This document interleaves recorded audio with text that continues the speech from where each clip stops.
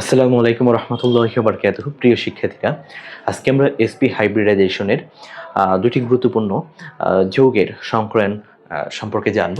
সেটা হচ্ছে zinc Zn Cl2 এবং হচ্ছে ক্যাডমিয়াম Cl2। এরা দুইটাই হচ্ছে ডি ব্লক মৌল, কিন্তু অবস্থান্তর মৌল নয়। এই দুটি মৌলর সংকরণ সম্পর্কে আজকে আমরা জানব। দেখো, জিঙ্কের পারমাণবিক সংখ্যা সম্পর্কে আমরা কত জানি? জিঙ্কের পারমাণবিক সংখ্যা হচ্ছে 30। তো জিঙ্কের ইলেকট্রন বিন্যাস যদি আমরা করি, আর্গন 18টা শেষ, 3d10 4s2। এখন স্বাভাবিকভাবে জিঙ্কের 4x 4y এবং হচ্ছে 4z, এই তিনটা পি অরবিটাল টোটালি কি থাকে? ফাঁকা থাকে। অর্থাৎ এই ক্ষেত্রে আমরা জিঙ্ক থেকে যদি ইলেকট্রনটাকে উত্তেজিত করি, তাহলে জিঙ্কের 3d10 এই 4s অরবিটাল থেকে একটা ইলেকট্রন পি অরবিটালে প্রবেশ করবে এবং বাকিগুলো কি থাকবে? ফাঁকা থাকবে। এই ক্ষেত্রে মূলত সংকরায়ন কি ঘটে? এসপি সংকরায়ন। অর্থাৎ এই জিঙ্ক পরমাণুটি এবার এসপি সংকরিত অবস্থায় আমি যদি তার ইলেকট্রন বিন্যাসটা করি, তাহলে হবে আর্গন 3d10 ψ4 ψ1 4 ψ2। অর্থাৎ এই হচ্ছে তার সংকরিত অবস্থায় ইলেকট্রন বিন্যাস। এই অবস্থায় জিঙ্ক কি করে আমরা জানি। এসপি সংকরণের ক্ষেত্রে অণুর আকৃতিটা হয় এইরকম, এসপি সংকরিত। এই একটা এসপি সংকরিত অরবিটাল, এই একটা এসপি সংকরিত অরবিটাল, এটা হচ্ছে জিঙ্ক পরমাণু। এখন এখানে এর সাথে যুক্ত আছে কি? ক্লোরিন পরমাণু। সাধারণত ক্লোরিনের ইলেকট্রন বিন্যাসটা কত হয়? 1s2 2s2 2p6 এবং আমরা 3s2 3px2 3py2 এবং হচ্ছে 3pz1, এটা আমরা লিখতে পারি। তো সেই ক্ষেত্রে দেখো, ক্লোরিন পরমাণুর জেড অরবিটালটা হয় কি? ডাম্বেল আকৃতির। তো আমরা যদি এই যে ক্লোরিন পরমাণু ডাম্বেল আকৃতির এই অরবিটালটা এঁকে দিই, ওভারল্যাপিংটা করে দিই, তাহলে এটা হচ্ছে ক্লোরিন পরমাণু, এটা হচ্ছে ক্লোরিন পরমাণু, এটা হচ্ছে এসপি সংকরিত একটা ইলেকট্রন। আর এইখানে আমাদের একটা 3p জেটের ইলেকট্রন থাকে। সেই ইলেকট্রনটার সাথে এটা কী করবে? সেই ইলেকট্রনটার সাথে ওভারল্যাপিং করে মূলত হচ্ছে এখানে তোমার এই জেড জিঙ্ক ক্লোরাইড পরমাণুটা গঠিত হয়। অর্থাৎ এর অণুর আকৃতি হয় সরলরৈখিক এবং বন্ধন কোণ হবে কত? 180 ডিগ্রি। একইভাবে তুমি যদি কি করো, ক্যাডিয়াম যে পরমাণুটা আছে সেটার জন্য সংকরায়ন বের করতে চাও, তাহলে তোমাকে কি করতে হবে? ধরো আমার কাছে আছে ক্যাডিয়াম পরমাণুটি এবং এর পারমাণবিক সংখ্যা কত আমার জানা নেই। জিঙ্কের ঠিক নিচেই হচ্ছে এর অবস্থান, তারপর পারমাণবিক সংখ্যাটা 48, যতটুকু মনে পড়ে 48। তাহলে জিঙ্কের আমরা যদি ক্যাডিয়ামের 48 পারমাণবিক সংখ্যা দিয়ে ইলেকট্রন বিন্যাসটা করি, তাহলে এর আগে নিষ্ক্রিয় গ্যাস হচ্ছে ক্রিপ্টন। তো ক্রিপ্টনের পরে 4d10 5s2, অর্থাৎ 36 46 47 47। একইভাবে তুমি যখন একে কী করবা?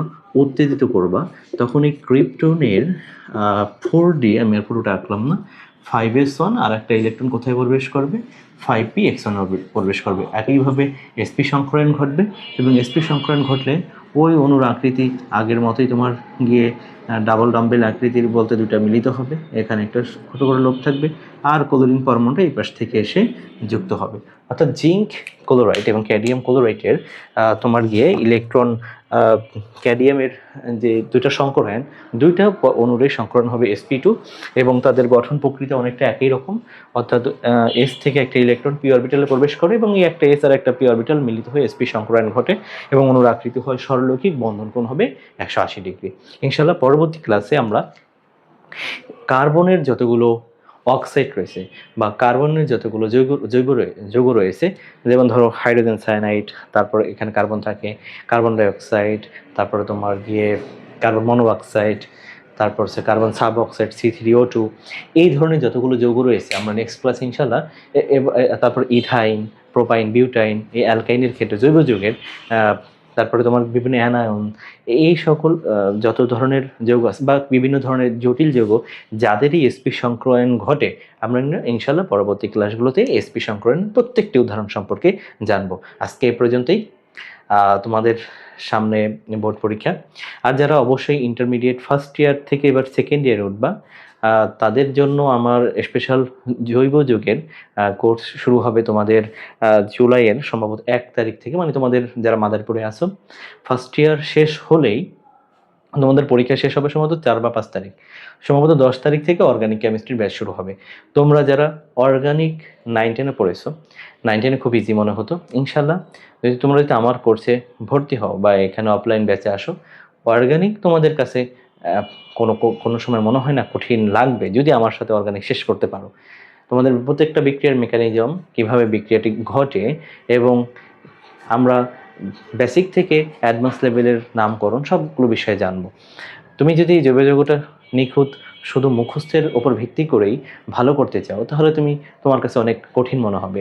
জৈব যৌগের একটা আর্ট বা শিল্প বলা যায় কেমিস্ট্রি। তুমি যদি এখানে জৈব যৌগটা কীভাবে রিয়াকশনগুলো হচ্ছে বা হয়, সেই ক্ষেত্রে তুমি যদি এটা ভালোভাবে বুঝতে পারো, তাহলে তোমার কাছে খুব ইজি মনে হবে। তুমি একটা বিক্রিয়া দিয়ে হাজার হাজার বিক্রিয়া করতে পারবা। আর তুমি যদি না বুঝতে পারো, তাহলে তোমার ওই একটা বিক্রিয়া মুখস্থ করে রাখবা, ওইটা থেকেই হয়তো তুমি কী করবা, ওই একটা প্রোডাক্ট কী পাবা সেটাই তুমি সমাধান করবা। এছাড়া তুমি অন্য কোনো প্রশ্ন আসলেই আর ধরতে পারবা না।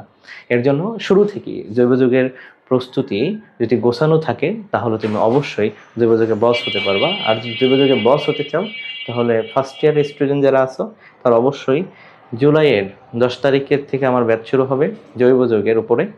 তো এই কোর্সে তোমরা সবাই ভর্তি হও। আশা করি তোমরা বোর্ড পরীক্ষায় ইনশাল্লাহ কেমিস্ট্রিতে তোমাদের অন্তত অর্গানিকের জন্য তোমাদের কোনো ভয় থাকবে না।